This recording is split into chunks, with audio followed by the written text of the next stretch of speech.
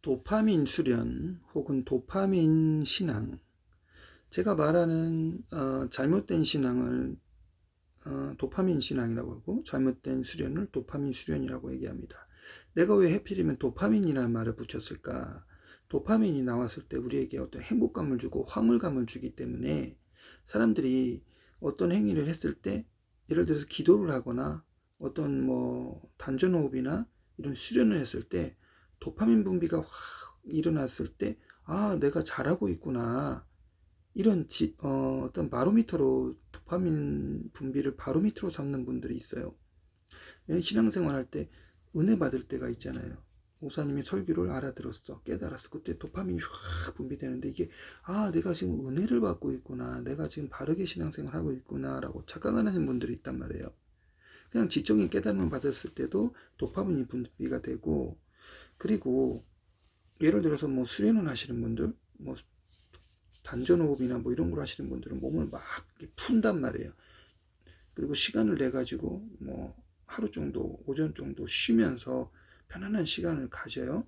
그러면서 많은 시간을 들여 가지고 이 체조를 하면서 몸을 아주 좋은 컨디션으로 만든 다음에 수련을 한 30분에서 1시간 정도 하고 나서, 단전호흡도 하고 나서 몸이 너무 개운하고 너무 기분이 좋아요. 자, 이건 지금 호르몬 영향입니다. 호르몬. 도파민 같은 호르몬들이 몸에 쫙 이게 분비가 되면서 느끼는 황홀감이에요.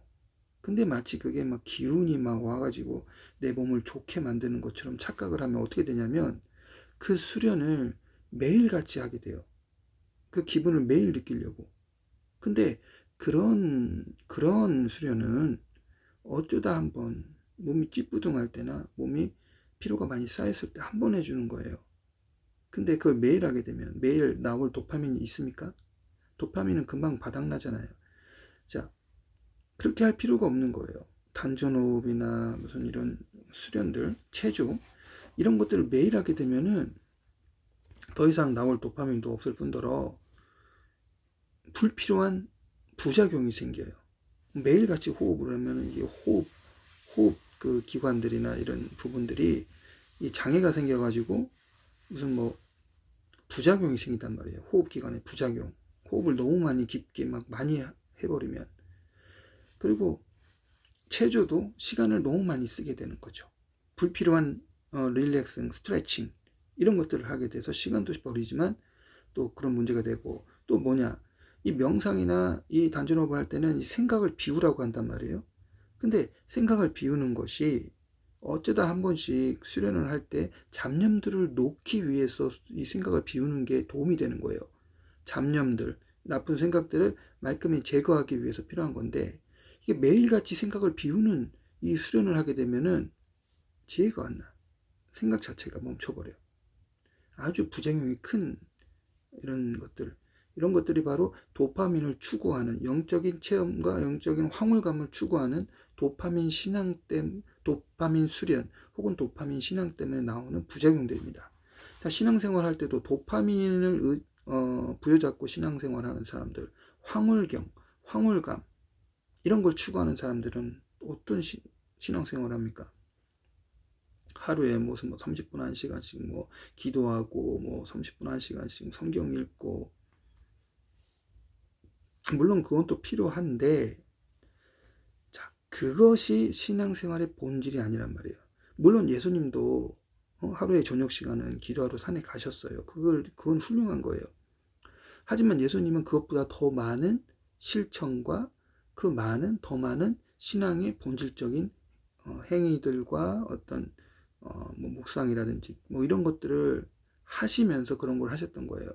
근데 일반 신자들이 막 그런 기도와 찬양과 이런 것들을 너무 중점을 두고 신앙생활을 하다 보면 다른 정작 성격을 고쳐야 되고, 내 자신의 문제를 파악하고, 그리고 세상에 나가서 사회생활을 등한시한다든지 점점 세상과 고립되는 그런 부작용이 생길 수가 있어요.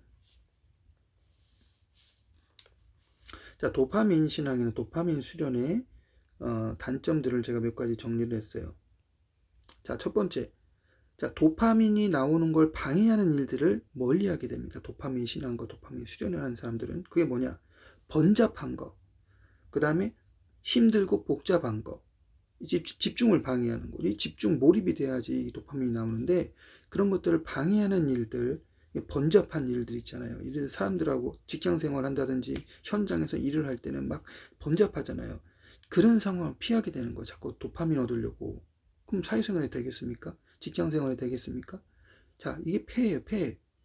자, 도파민, 이건 황홀경, 이런 것들을 추구하는 사람들은, 자, 일을 안 하게 돼, 일을. 게을러져. 자, 두 번째, 남들과 협업하는 것을 피하게 돼. 다른 사람과 같이 공통으로 어떤 목표를 가지고 일하는 걸 기피하게 만들어. 사회성을 떨어뜨리는 거죠. 이게 뭐냐? 혼자 집중하고 있을 때 도파민이 잘 나오거든. 그러니까 남들하고 같이 협업을 못 하게 되는 거예요. 또 세 번째는 도파민 신앙, 도파민 수련은 교회 내 교우 관계, 가족과의 관계도 파괴할 수가 있습니다. 자, 이래서 이런 여러 가지 부작용을 가지고 있는 도파민 신앙, 도파민 수련, 이걸 없애려면 어떻게 해야 되느냐? 상식적인 신앙생활, 상식적인 수련 방법을 가지고 수련을 나가고 신앙생활 하면서 가장 중요한 성격 고치는 거에 집중하고, 성격 고쳐서 내 삶을 본질적으로 변화시키는 그런 수련과 그런 신앙으로 나아가시길 바랍니다.